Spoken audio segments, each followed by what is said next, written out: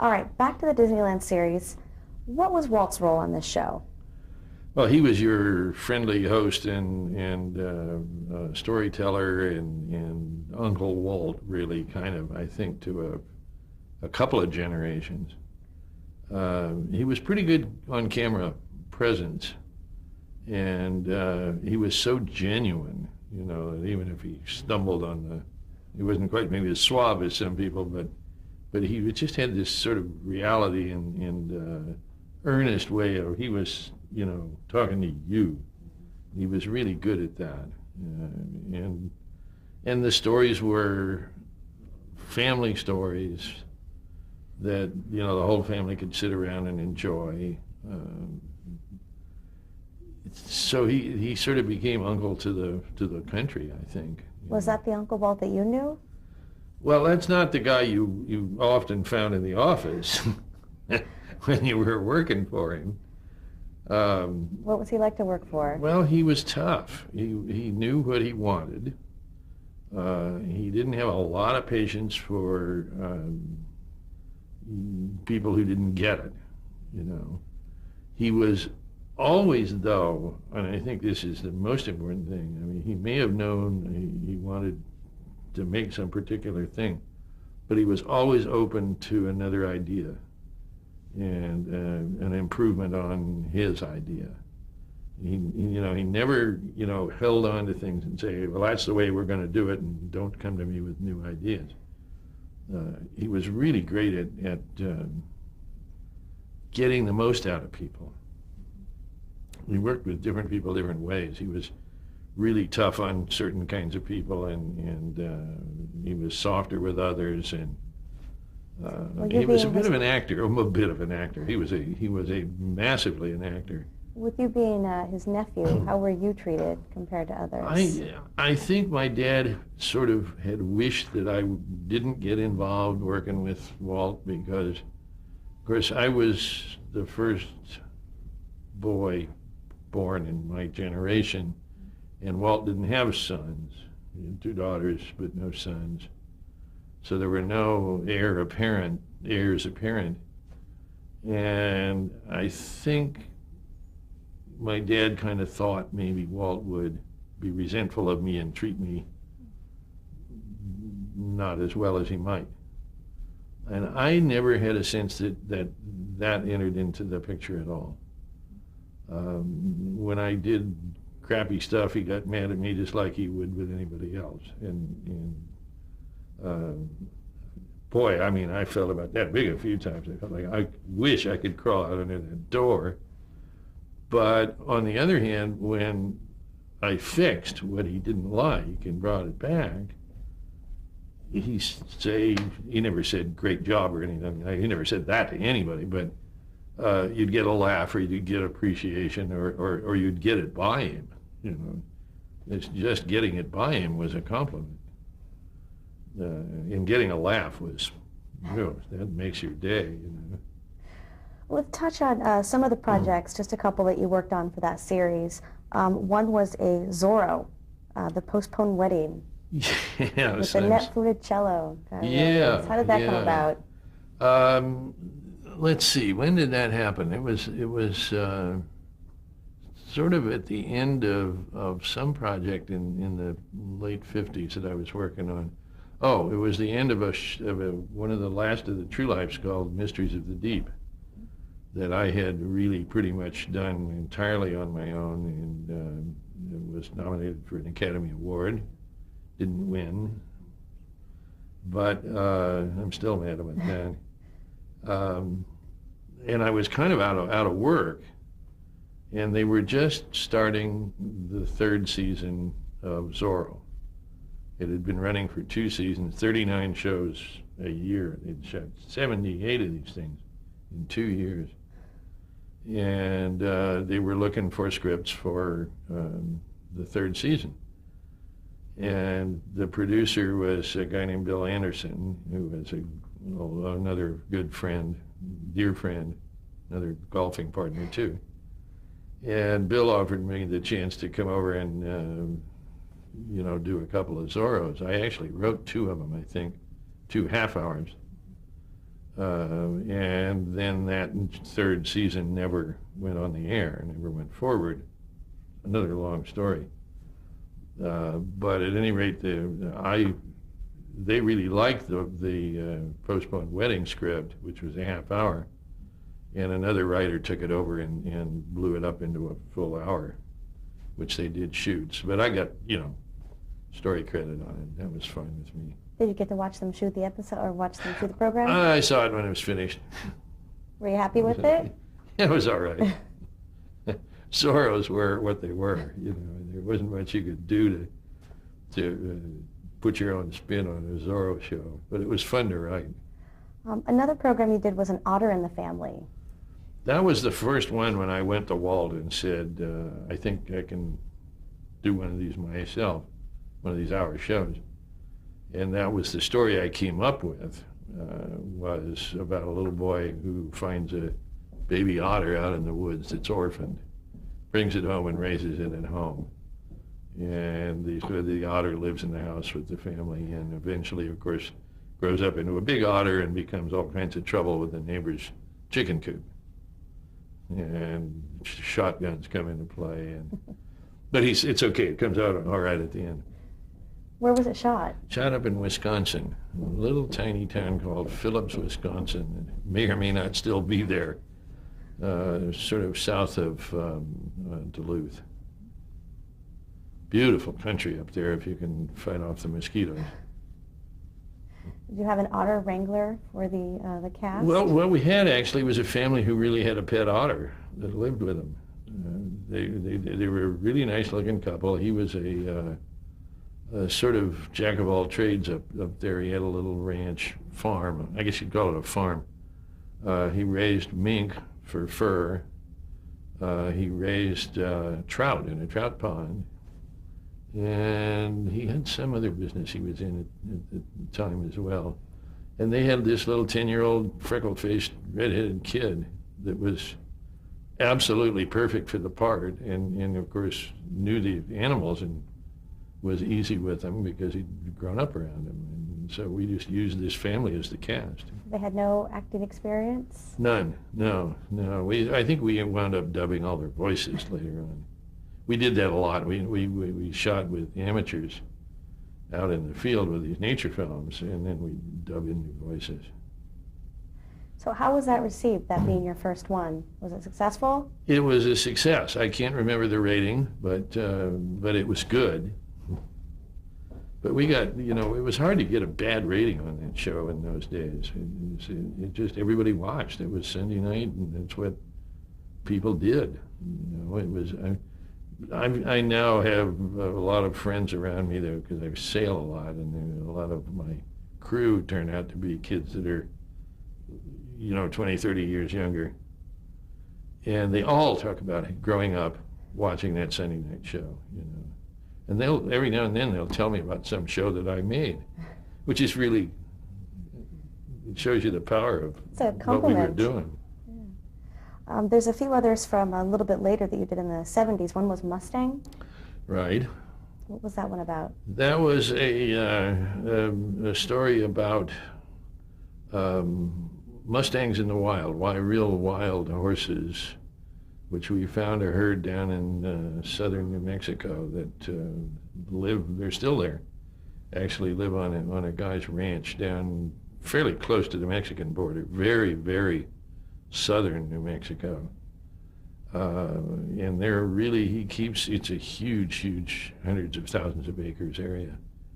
And he just lets them run wild. And so we were able to get in and really kind of document the life of these Mustangs, and then we concocted a story about how one gets captured and trained by a little boy, and it all, in theory, takes place in Mexico. But we used all local actors in that, and it was the first half of that show was two 1-hour shows. The first half of that show has got some of the most spectacular wild horse footage in it you'll ever see, I think. And a real fight between two stallions that's scare your pants off. I really had to cut back on that because those horses aren't messing around. There's kids watching this. Yeah. I mean, you know, they reach her in and grabs the other's neck, and he's shaking, and you're thinking, oh, God, that hurts. Another was Call It Courage. Call It Courage was a little book that my kids brought home from school. They had been required reading. And I loved that little show. It was about a little boy in the South Pacific before the Europeanization of the South Pacific, who gets lost from his own home island in a storm and has to learn to, and gets washed ashore on a deserted island and has to learn to survive by he knows how to make ropes out of coconut fibers and do all of these things because he was sort of it's kind of a cute little twist on it. He was the scaredy cat kid that didn't want to go out and be a fisherman, big dog with all the macho men. And he always stayed home and with the women, and they were the ones who were making all the ropes and making clothes out of palm fronds and all the rest of it. So he knew how to do all of those things, and he survived because he did. And it's got a great cannibal chase at the end. The last one I wanted to touch on real quick was The Flight of the Gray Wolf. Yeah, that was sort of towards the end of all of these True Lives. It got more and more difficult for us to stay away from the unions, because we had started out just 5 guys in the field somewhere. But more and more with the human elements coming into the stories, more and more the Directors Guild and the Writers Guild and the actors began to say, well, there must be a director in here somewhere if there are all these people, you know. And so this film we actually made as a full-blown, crude, full IA production. And again, it's not unlike The Otter and the Family. It's about this kid who he finds out in the woods a baby wolf and raises it like a dog at home, and they are a lot like dogs for a long time in their lives. And then finally, at some point, he's threatened by another dog and kills it. And he turns, in effect, back into the wolf that he always was. And the kid has to now find a way to return this wolf to where he belongs. He realizes that these wild creatures are not yours to keep. It had a very strong moral to it. And I hope it taught people a few lessons about that. You know, we dealt with people who had tame animals of various kinds through the years that we used in films. Jaguars and tigers and lions, and half of them would get mauled by these things. And it's just not the story you want to tell, you know, that isn't it cute to own a wolf it's the wrong story. Well, we've touched on Disneyland, so let's touch on Walt Disney World and start off on a bit of a sad note, because in 1966, your Uncle Walt died. How did his death affect you and the company and your father? You know, what happened then? Well, it was, of course, a gigantic shocker, because although I think there were some of us who knew Walt was not doing real well, I don't think anybody really, including my dad, up until about 3 months before he died, really had a sense that he had a fatal cancer. He was, of course, I mean, if you looked at him into the context of what we all know today about smoking, and I was one of those too, by the way. I mean, Walt he lit one cigarette with the next one. He was not quite a chain smoker, but next thing to it. And he had an awful cough. And you could see his health kind of beginning to decline those last couple of years. He had some other physical problems. He had a bad neck problem then from a fall off a horse when he was younger, and that pained him all his life. And anyway, just all of a sudden blew it, you know. My father said that at one point, Walt had been to the doctor. He'd been in and out of the hospital once. And my dad called the doctor and said, "You've got to tell me what's going on here. This is now turned into this huge billion-dollar company and all these employees, and we need to know." The doctor was not going to tell him. Because Walt had said, I don't want anybody to know. This was the way he was. And finally, the doctor gave it a name, which was a Latin name that my dad didn't understand. He brought that home, and my wife heard it and said, "Grandpa, that's cancer." My dad got just irate with her for telling him what I think he probably sensed and knew. But anyway, it just, he just faded away very, very fast. And of course, they had just bought 27,000 acres of land in Central Florida. And he had made the one film he did make that was exposing the purchase of the land and the shape of it, and his plans for what he wanted to put there on it, and this Epcot and the park, and there was a regional airport, and huge, huge plans. And the real thing that happened was Walt's ambition for Florida was he wanted to build Epcot, this city of tomorrow thing, where real people would come and they'd really live there, and American industry would come in and equip their homes with the latest of experimental gadgets, whatever they were, and people would be kind of a living laboratory for new technology. And my dad kept saying, "Where are we going to get the money to build all of that if we don't build the park and the hotels and things first and get positive cash flow coming into this piece of the country?" And they were in the midst of what was really a tough fight about that when Walt died. So de facto, my dad won the argument, which was probably, the best thing that could have happened. And he immediately said, well, kind of funny stories. The price of the stock, we all assumed the stock would go down because Walt's gone. No, stock started going up. And because everybody assumed that now the company would be for sale, because what is it without Walt? Sell it for the inherent values of all of the library and that stuff. My father's absolutely would not negotiate with anybody about this idea. And in fact, it got to where the president of, I think, Westinghouse called his office once wanting to talk to him, and his secretary said, "The company is not for sale," and hung up on him. So it's the way it got. And Dad just made up his mind that there were plans there to build this park, and 2 hotels and the monorails and and all the land development that went with that. And by God, that's what he was going to do, and he was going to name it Walt Disney World, not just Disney World, which was the original name for it, in honor of his little brother. And so for the next 5 years, my dad financed it.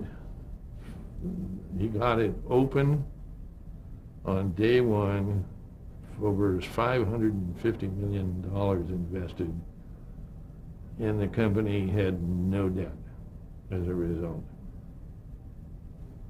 I always thought that was one of the most amazing feats of business legerdemain that anybody ever pulled off. And it was a big hit. We used to kid my dad, that you're going to probably curl up your toes when this thing opens, and sure enough, 3 months later, he had a massive cerebral hemorrhage, and he was gone. Do you think it was because of all the hard work he put into carrying on Walt's dream for the park? They had always had this arm's length deal where Walt's the creative guy and Dad's the business guy, and never the twain shall meet, and Dad says, I'll get you the money, but you make the creative decisions. And now all of a sudden, here's Dad over here, and he's got to make these creative decisions. He kept saying, I'm not making creative decisions all the way. He said that, and of course he did. You can't say, well, we'll put it here or here. Well, here. I mean, that's a creative decision. Right? And it took its toll on him. And there were a few business relationships that went a little sour because people tried to take advantage of him in some way, and I think he was hurt by that. And at the same time, we had a 14-year-old son who went head first off the roof of our house in the middle of the night. Ended up in the hospital. He's fine, but he went up in the hospital with a massive skull fracture and a concussion in a coma for 10 days. And that happened right in the middle of all of this, right at the very end too. And I know Dad was over at that hospital every day, every morning, every evening to see the kid, and the kid was incoherent for, that took its toll on all of us, of course. But So now, after your father passed, what happened to the company? Who took the leadership role with both of the original Disney brothers gone? Well, my dad had basically set it up that there were two guys underneath him who would be the heads of the company when he left. Card Walker and Don Tatum.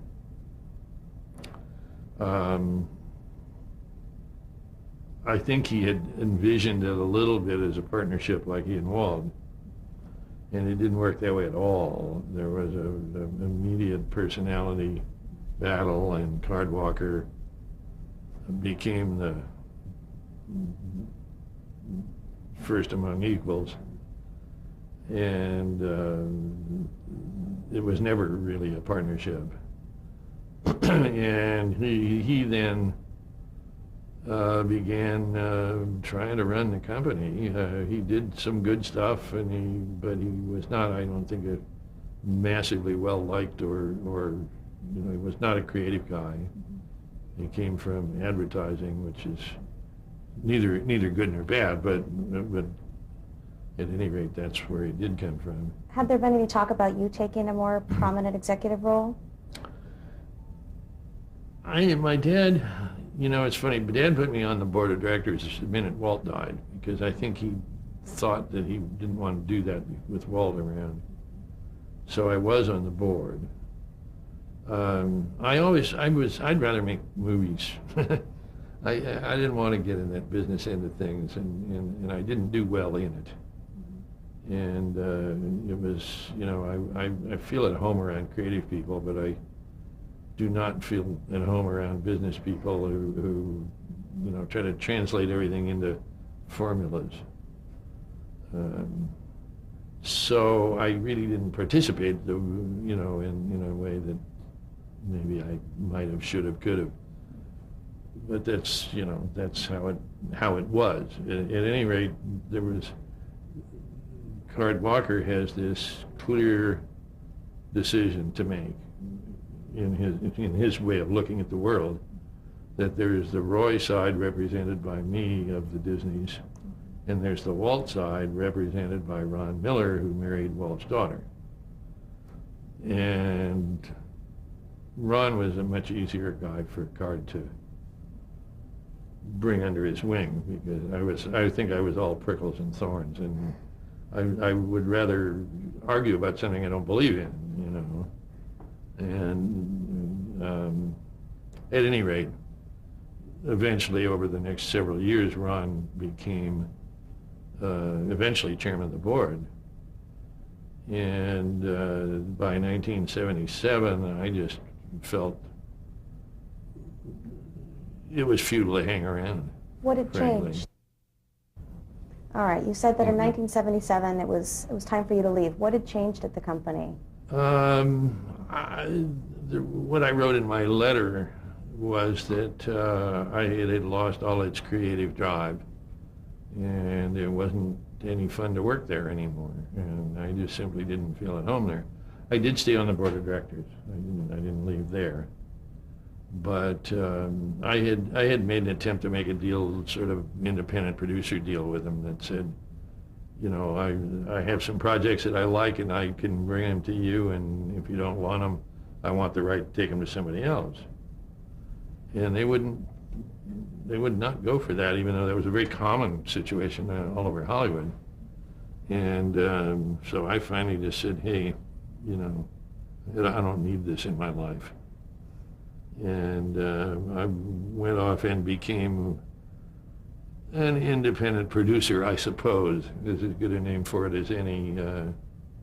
Made a couple of films, but I think the more important thing that we did at that point in our family was to found the Shamrock business. And what was the purpose of this business? Well, got a lot of Disney stock, of course, you know, and it's not doing very well, and I know that. And I don't foresee it doing well under the present circumstances, and so we thought, let's find some way to use that as collateral to build another business. And so if you think of ourselves as sitting on a stool, at least it's going to have two legs under it. And so that was what we did. We went out and borrowed money on the strength of the Disney stock and created our own business, which is where we are right now. Actually. And now this was your dad's side of the family. Was there Yes. a split with Walt's side because of you leaving the company? Well, we'd never been real close, you know. The Walt side of the family really is Diane, who was the older daughter. Sharon, who was her younger sister, I'm trying to put a time frame on it, died of a really awful cancer along about that time too. No, it was later. No, it was maybe 10 years later. But Sharon had not been very active about the company either. And Diane hadn't really truly spent very much time inside of the company. Her husband was, and you know, was running the company basically, but Diane was not on the lot very much. So now what were your professional goals at this point? You know what? I never did have any particular goals in life. I just sort of went from project to project. Shamrock became pretty much an end in itself because it was a small business that had tremendous amount of growth potential and required an awful lot of sort of hand tending. The first thing we did was to buy a broadcasting company that owned 7 radio stations and 3 TV stations around the country. And we bought it cheap because it was in dreadful shape. And we had to go sort of, you know, take care of business with all these station broadcast properties, which was great fun. I mean, you know, it was a people business. And So you weren't stuck behind a desk? yeah, and we traveled a lot. We actually wound up buying an airplane just to be able to get from A to B to C to D in any kind of regular way. And Great. Let's stop there.